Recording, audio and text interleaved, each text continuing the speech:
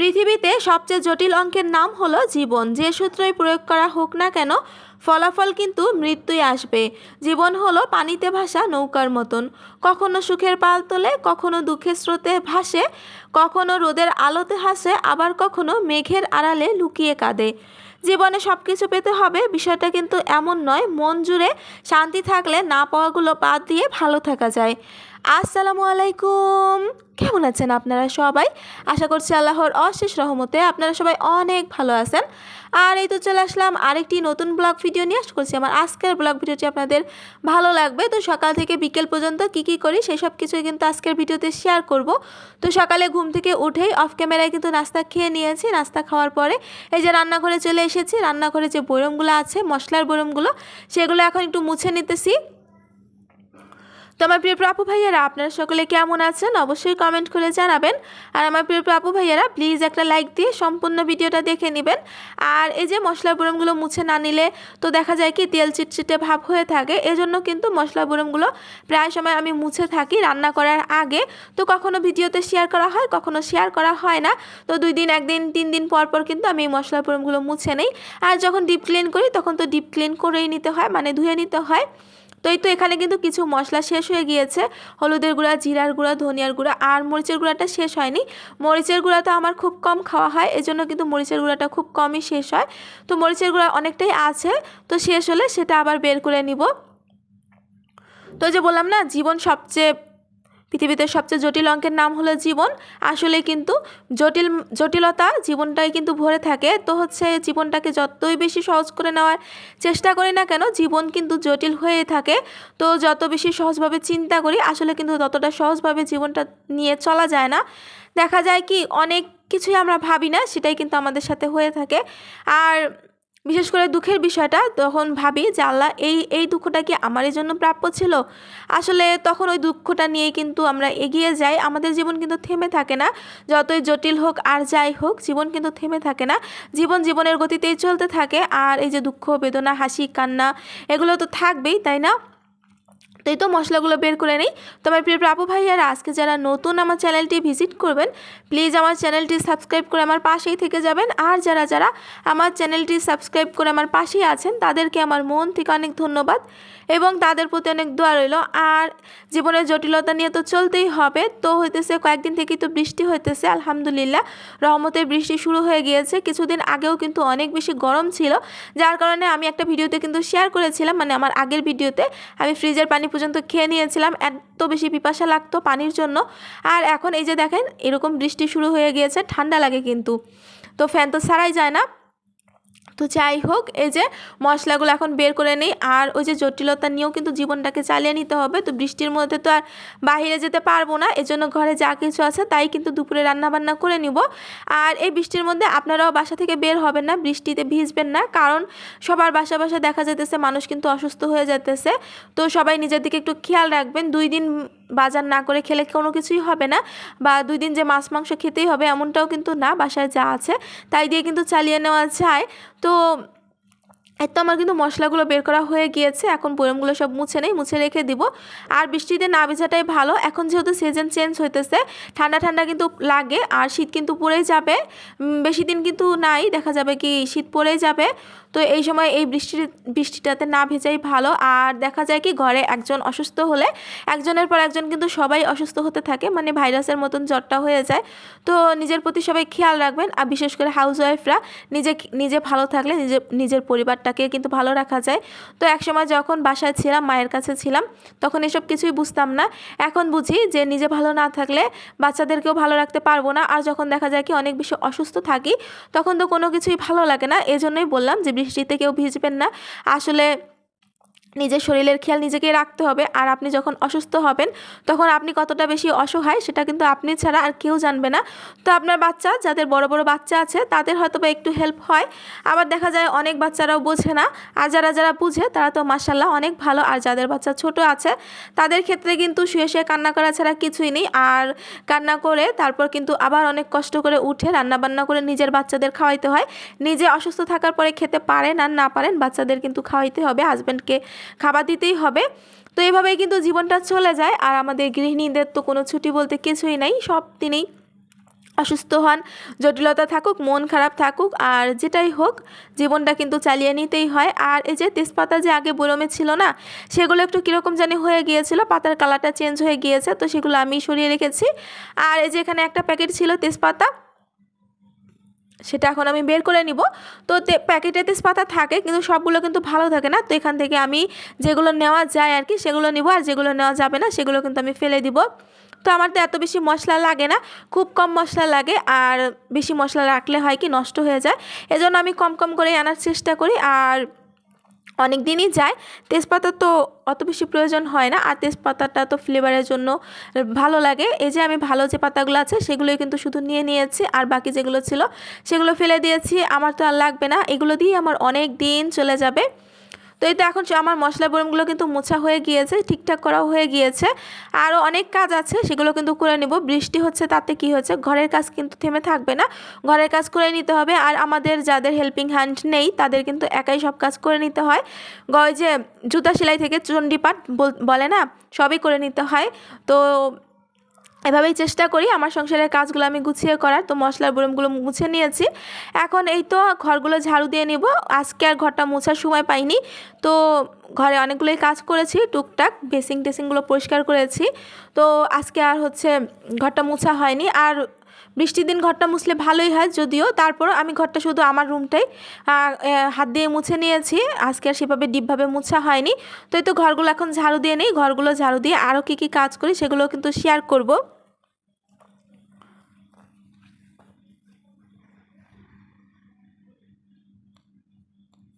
আর ওই যে বললাম না, মৃত্যু মৃত্যু তো আসবেই, যতই জটিলতা থাকুক আর যাই থাকুক, মৃত্যুকে আমাদের মেনে নিতেই হবে। আর এই যে আমি আমার রুমটা কিন্তু ঝাড়ু দিয়ে নিয়েছি, আমার রুমের বিছানাটাও কিন্তু ঝেড়ে নিয়েছি, এখন এই পাশের যে রুমটা আছে সেই বিছানার চাদরটাও কিন্তু এখন আমি পরিষ্কার করে ঝেড়ে নিব, তারপরে কিন্তু বিছিয়ে দিব। তো বিছানার চাদর এখন আর ধোয়া হচ্ছে না, কারণ যেহেতু বৃষ্টি, আর বৃষ্টির আগে আমি বিছানার চাদর ধুয়ে নিয়েছি, এটা আমার জন্য একটু ভালো হয়েছে। এখন যদি 3-4 দিন আমি বিছানার চাদর নাও ধুই তাহলে আমার কোনো সমস্যা হবে না। আর আমি এরকমটাই করি, যখন দেখি রোদ তখন কিন্তু যে ধোয়াধুয়ির কাজটা আছে সেটাই বেশি করে নিই, কারণ আমরা গৃহিণীরা কিন্তু বুঝি কখন বৃষ্টি হতে পারে বা কখন বৃষ্টিটা হবে, এইসব মাথায় রেখেই কিন্তু আমরা কাজগুলো করি। আর আমিও কিন্তু সেরকমটাই করার চেষ্টা করি। তো যেহেতু অনেক বেশি গরম পড়েছিল, এটা কিন্তু মাথায় আমার ছিল যে বৃষ্টি হবে, তো এই কারণে কিন্তু আমার যে ধোয়ার কাজগুলো ছিল সেগুলো কিন্তু আমি চাদর টাদর বালিশের কভার এগুলো কিন্তু আগেই ধুয়ে রেখেছি।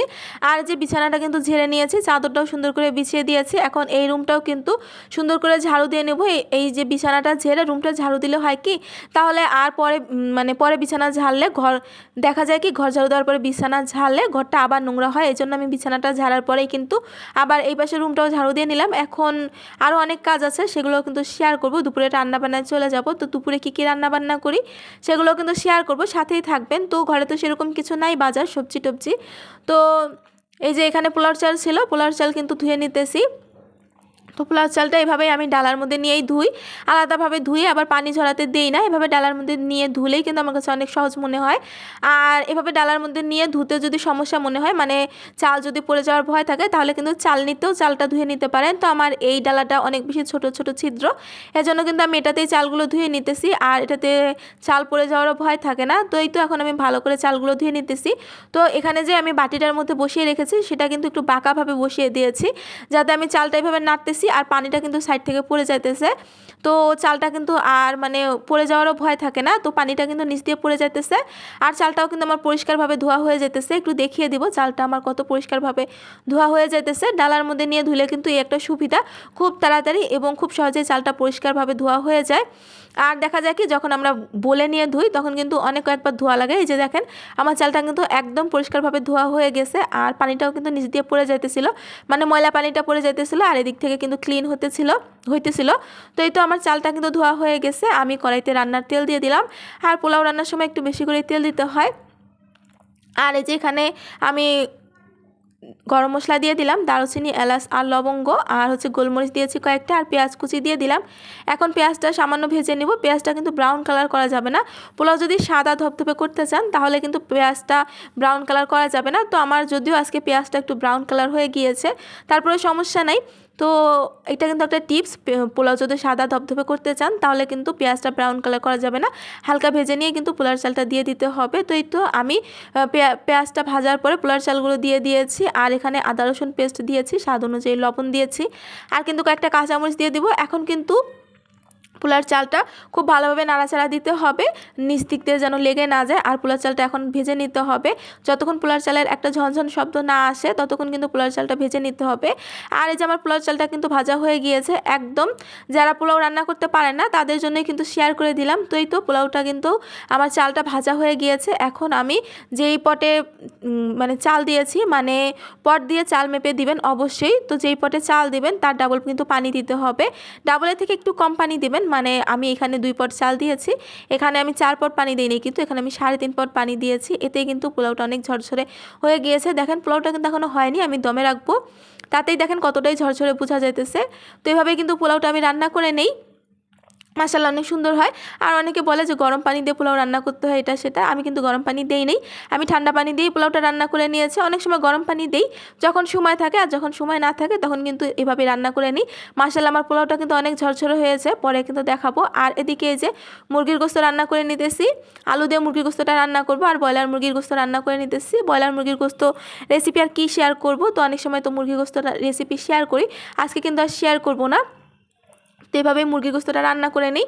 আর ওই যে বললাম না, রান্নার ফাঁকে ফাঁকে কিন্তু আমি অনেক কাজে করে নিই। দেখা যায় কি বাচ্চাদের গোসল করাতে হয়, তারপরে বাচ্চাদের আবার একটু নাস্তা খাওয়ার পরে ওরা কিন্তু আবার একটু মানে নুডলস, আমরা তো সকালে চা বিস্কিট খাই, তারপরে দেখা যায় একটু নুডলস, তারপরে হয়তো বা অনেক সময় দেখা যায় আমি একটু পুরি এই টাইপের কিছু নাস্তা বানাই দিই। শেয়ার করা হয় না, অনেক দ্রুত কাজ করতে হয়, তো একা হাতে যেহেতু সব কাজ করি সেহেতু তো আমার প্রিয় আপু ভাইয়ারা বুঝবেই কতটা প্যারা নিয়ে আমাকে কাজগুলো সামলাইতে হয়। তারপরেও এরকম একটু নাস্তা ওদের দিতে হয়। এছাড়াও কেক হয়তো বা এনে রাখি, বা ওদের পছন্দের কোনো নাস্তা সেরকমটাও কিন্তু দিয়ে দিই, আবার কলা বা কোনো ফল জাতীয় খাবার।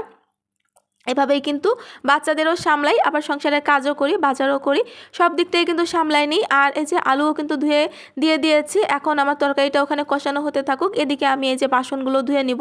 তো অনেকগুলোই কিন্তু বাসন বের হয়েছিল, আরও কিছু বাসন ধুয়ে নিয়েছি। নাস্তা খাওয়ার তো বাসন ধুতেই হবে, সেগুলো আগেই ধুয়ে নিয়েছি। এখন এই যে রান্নার পরে যে বাসনগুলো থাকে সেগুলো এখন ধুয়ে নিব। তো এভাবেই কিন্তু কাজগুলো করে নিই, কোনো কাজের পরে বসে থাকার সময় থাকে না। আর দেখা যায় কি বসে থাকলে এই কাজ করতে করতে আসরের আজান কিন্তু দিয়ে দিবে। আর এখন তো দিন ছোট হয়ে আসছে, আসরের আজান খুব তাড়াতাড়ি দিয়ে দেয়, আর মাগরিবের আজানও খুব তাড়াতাড়ি দিয়ে দেয়। রাত যদিও বড়, কিন্তু আমাদের জন্য কিন্তু রাত বড় হয় না, দেখা যায় কি রাতও ছোট মনে হয় কাজের প্যারায় থাকতে থাকতে। তো যখন যে কাজটা করে নেওয়ার সুযোগ পাই তখন কিন্তু সেটাই করে নিই। আর এই যে এদিকে মুরগির গোস্তটা কিন্তু আমার কষানো হয়েও গিয়েছে, আমি ঝোলের জন্য পানি দিয়ে দিলাম। এই পানিতেই কিন্তু আমার মুরগির গোস্তটা সুন্দরভাবে সেদ্ধ হয়ে যাবে এবং ঝোলও থাকবে। তো এই তো আমার কিন্তু বাসনগুলো ধোয়া হয়ে গিয়েছে। এখন এই যে বেসিংয়ের সাইডটা পরিষ্কার করে নিয়েছি, আগে কিন্তু দেইনি। এই বেসিংয়ের সাইডটা আমি হচ্ছে আমার যে ভিমবার আছে সেটা দিয়ে ধুয়ে পরিষ্কার করে নিয়ে এই যে বাসনগুলো কিন্তু পানি ঝরানোর জন্য রেখে দিলাম। আর এদিকে যে বাচ্চাদের গোসল করানোর পরে অল্প কাপড় বের হয়েছে, বৃষ্টির দিনে আর বেশি কাপড় বের করার ঝামেলাতে যাই নাই, এই যে অল্প কাপড়ে কিন্তু বের করে নিয়েছি, মানে ওদের গায়ে যে কাপড়গুলো ছিল সেগুলোই কিন্তু ধুয়ে নিয়েছি, আর কাপড়গুলো শুকাতেও দিয়ে দিয়েছি। আর এই যে আমার পোলাও কিন্তু রান্না হয়েও গিয়েছে, যে দেখেন কতটা ঝরঝরে হয়েছে, দেখেই কিন্তু বোঝা যাইতেছে। আর এই যে মুরগির গোস্ত রান্না হয়ে গিয়েছে, মুরগির গোস্তটা কড়াইতে রেখেছি, আর মুরগির গোস্তটি একটু ঝোল ঝোল রেখেছি, কারণ আর কিছু কিন্তু রান্না করিনি। মুরগির গোস্ত দিয়ে আলু রান্না করেছি, পোলাও রান্না করেছি, আর মেয়ের জন্য ভাত রান্না করেছি। ও তো পোলাও খাবে না, ওর জন্য ভাতটাই রান্না করে নিয়েছি। তো মেয়ের বাবা থাকলেও কিন্তু পোলাও খায় না, অল্প স্বল্প খায়, বেশি কিন্তু খায় না। মেয়ের বাবা আর মেয়ে ভাতটাই পছন্দ করে। তো এই তো পোলাওটা কতটা ঝরঝরে হয়েছে দেখেই কিন্তু বোঝা যাইতেছে। আর এই যে বৃষ্টি হতেছে, রিমঝিম বৃষ্টি, কখনো ঝুম বৃষ্টি।